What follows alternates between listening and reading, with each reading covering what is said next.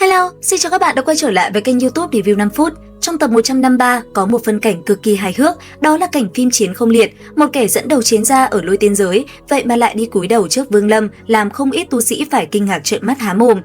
Phải nói, cái tên này đúng là ảo tưởng level max luôn ấy. Hắn cứ ngỡ Vương Lâm là bậc đại năng, mà đâu biết Vương Lâm nhà ta phải kể quốc cố lắm mới lên được tu vi dương thực. Thế nhưng, cho dù là vậy, hắn vẫn không thể ảo tưởng bằng thân công hổ được.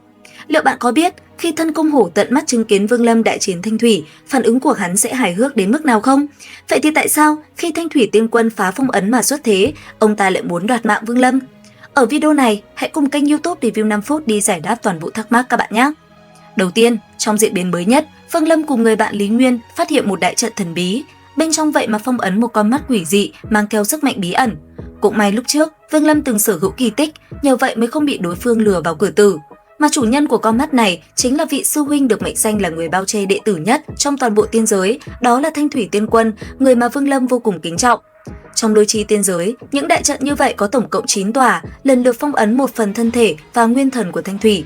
Để phá giải phong ấn, Thanh Thủy liên tục sử dụng bí pháp mê hoặc những tu sĩ tiến vào lôi chi tiên giới, dẫn bọn họ đến trước trận, cưỡng ép thôn phệ sinh mệnh lực để phá vỡ phong ấn.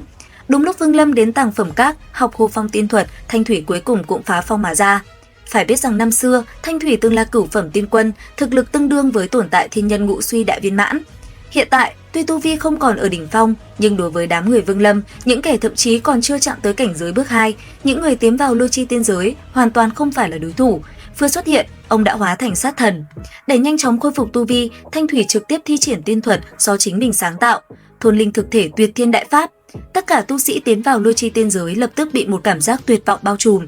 Đáng sợ hơn là ngay từ đầu, hắn đã cố ý dồn một đám người về phía cổng lôi chi tiên giới, còn bản thân chậm rãi tiến về phía trước rồi đóng cánh cửa lại. Muốn sống thì chỉ còn cách vượt qua hắn. Một màn đồ sát đơn phương bắt đầu, nguyên thần của những tu sĩ bị lấy mạng đều bị Thanh Thủy thôn phệ để ông hồi phục.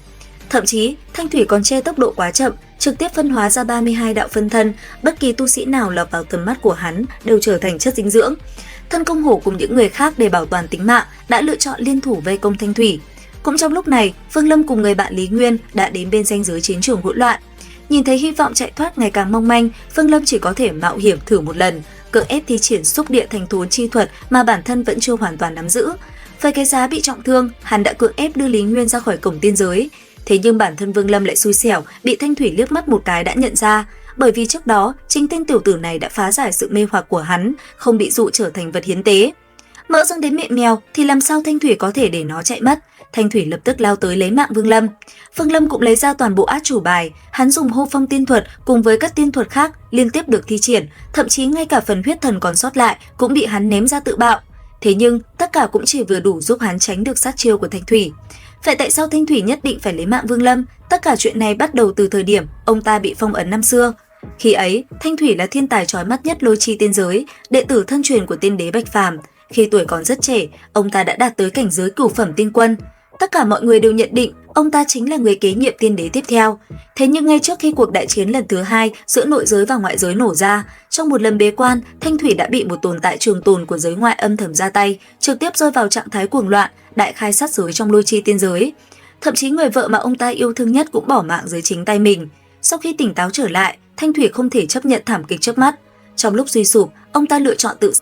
Bạch Phàm vội vàng trở về, tận mắt chứng kiến thảm trạng của đệ tử.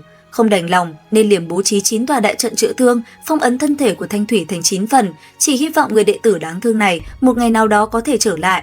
Sau khi bị phong ấn, Thanh Thủy vừa bất hạnh nhưng cũng vừa may mắn, ông ta tình cờ tránh được đại kiếp tiên giới bị chuyển tới hủy diệt.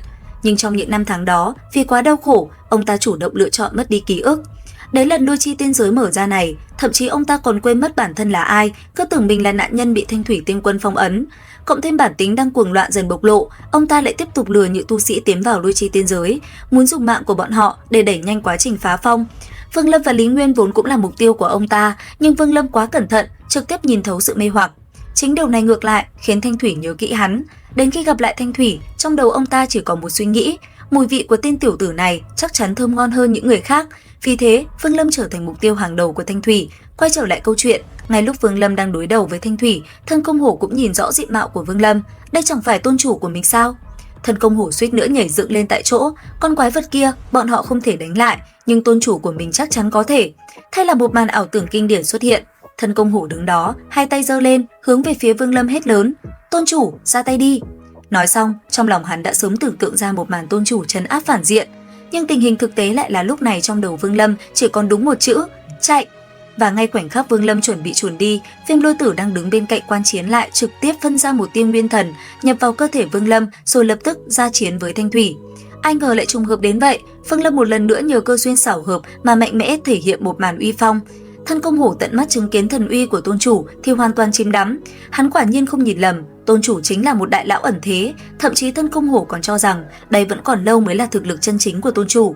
Đối với chuyện này, tôi chỉ có thể nói, thân công hổ, người đúng là giỏi lắm, chẳng trách ngươi có thể trở thành tiểu đệ trung thành nhất của Vương Lâm.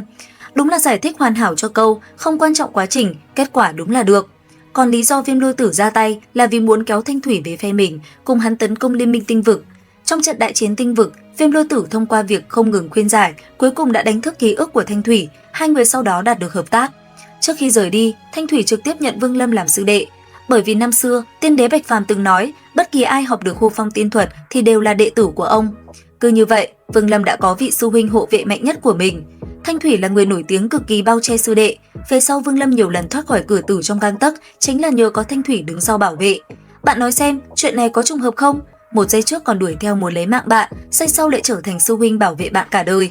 Duyên phận giữa người với người chính là kỳ lạ như vậy. Còn màn thân công hổ nhắm mắt theo đuổi tôn chủ rồi tự mình suy diễn thần cấp lần này cũng trở thành một trong những cảnh hài hước nhất.